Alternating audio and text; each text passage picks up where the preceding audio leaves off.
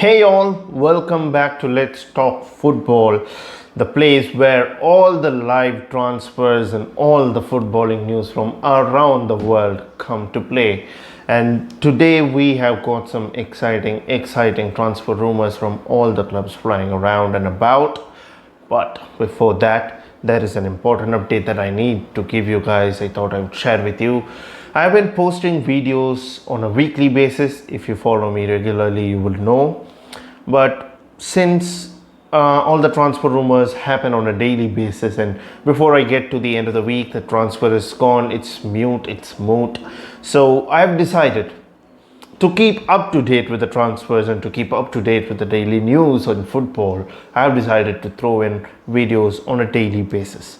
So if you want to see more from this channel, I would urge you to go and hit the subscribe button. It will help me out, it will help me bring better content, and it would expand my scope of audience as well. So if you could help that, if you could really help that, that would be great. Now without any further ado, let's go start the video.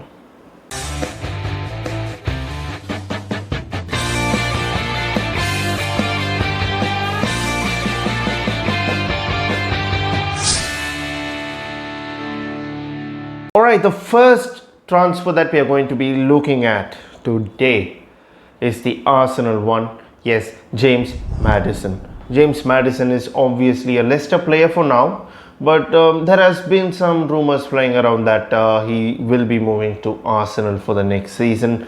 Of course, Arsenal are interested as well, but it is not going to come cheap. Leicester are a club that sell big, buy less, make a hell of a fortune for their club. They are a money making club and they are very standard in that principle, in that regard. They sold Chilwell last season, they sold Harry Maguire the previous season before that, all for a hefty fee, So James Maddison is one of their main players. He is an attacking midfielder. He's got incredible talent and he is English as well. So Arsenal, if they are going to get him, they're not going to get him for cheap. Oh yes, he is young, but he's not coming to Arsenal as a cheap price. It is going to cost him 70 to 80 million in this market, and if it is Arsenal, they're not going to do that. They are going to sign players in the bracket of 30 to 40 million. So this might as well end up as a rumor, and James Maddison might continue to play at Leicester City for the foreseeing future. But we never know in a transfer market. We can never guess these things. We might think one thing and the clubs may surprise us, just like Liverpool did last year by signing Diogo Jota. No one saw that coming. None of us saw that coming. And in a similar fashion this time, will they be signing Jarrod Bowen? Athletic reported that Jarrod Bowen is of a keen interest for Jurgen Klopp, the manager of Liverpool, and that he likes the player so much and that he would have him in the club. But this is where I don't understand it, guys. We have a similar type of player in Diogo Jota. Yes, he is young. Jarrod Bowen is also young. We can bring him in, and he has lesser XG than Jota had at Wolverhampton. So what is Klopp going to do with him? He plays on the right. He could play on the left as well. Same goes with Jota. Why are we bringing in similar kind of players? Daniel Malen is of no interest to us anymore because Dortmund are very close to signing him. So he is off the charts for us. So yeah, Jarrod Bowen, I don't know. He has scored 8 goals, provided 6 assists over all competitions for West Ham last season. He was not their standout player, but West Ham fans love him. He was previously of Hull City, and we know Andy Robertson was from there. He's apparently going to cost more than £35 million, and I don't see that happening. I don't see us bringing in Jarrod Bowen, but we never know with Liverpool. They might surprise us out of the blue. That's what they are very good at doing. So, and it's a transfer window of considerable importance for Liverpool as well. So let's see what happens. Let's wait and see. As of this moment, we can only speculate on the things, and we can just wait and see what happens in this transfer window, because this is a very interesting one, because Liverpool have got players over 30 for so long, and now everybody, including Salah, Mane, Firmino, are all aging 30. even Van Dijk. So for Van Dijk, they brought in Ibrahima Konate. He can be a future star. He looks good in the previous preseason game that I saw, half minute games, and Ibrahima Konate was amazing. But will Liverpool be bringing in an attacker and a midfielder during the season is what we'll have to wait and see. Now, I would also like to touch upon the fact that our captain, Jordan Henderson, is having some contractual problems at the club. Well, we all saw and we all know what happened with Gini Wijnaldum.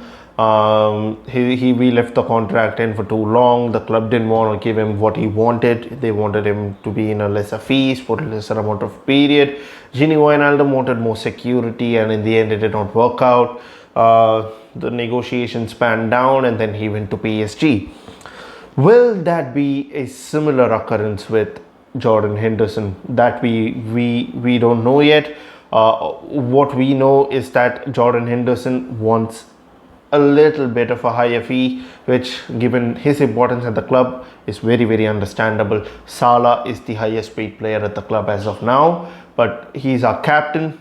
He's brought us all the glory in the past few years, and I personally, for me, if you ask me, I would say give the man whatever he wants. He's achieved so much with us, so much for us. And he's been with us for the past 10 years. He is our club captain, for crying out loud, and he represents Liverpool, and I don't see him playing for any other English club except maybe Sunderland, but they are way down the table, down the footballing chart. I don't see him going there anytime soon. But yeah, Atletico Madrid, Arsenal again are linked with Jordan Henderson, and like I said before, I don't see him going to Arsenal and playing because he's our captain. He still has 2 years left in his contract though. When he comes to 33, 34, that kind of age is when we will have a real problem in our hands. Although this had happened last time he tried to sign a contract. Back in 2015, the similar situation happened. He entered the last 11 months of his contract, and then the club made approaches, and we signed him on a longer deal. But back then he was 6 years younger, and now he is 6 years older, and he's not getting any younger in another 2 years as well. So that is the issue. That is the main issue, the age factor. So it is understandable. Liverpool doesn't want to overpay, and they want to have a young, rejuvenated squad. That is perfectly understandable. Although we all know, there are arguments that could be piled on both scales of this weightage problem, because Liverpool perform considerably better, way better when Jordan Henderson is playing than when he is not. So will that change in the future? We just have to wait and see. But as of now, this is going to turn out into a massive problem if we don't get it sorted out quickly. If you ask me, get him a 3-year deal with some slightly higher wages. That should work. We should be able to keep him at the club. He is at his pinnacle of his form, and we shouldn't be able to we should not miss out on a player like Jordan Henderson. He's a once in a while player. He's our captain, so we need to do whatever we can to keep him at the club. So another big issue that has been plaguing Arsenal right now is the goalkeeper situation and the midfielder conundrum. Manuel Locatelli is not coming to Arsenal anytime soon. Sassuolo have agreed. It looks like a 3-year-long loan deal with some add-ons and stuff like that. So he will be going to Juventus. Locatelli is not coming to Arsenal. I'm so sorry, lads. And also, Arsenal are considering to let go of Bernd Leno. That's what I hear, by the way, in many of the football blogs that I read. Bernd Leno doesn't want to stay at Arsenal. He was obviously signed back in 2018, and Arsenal are looking to offload the player as well.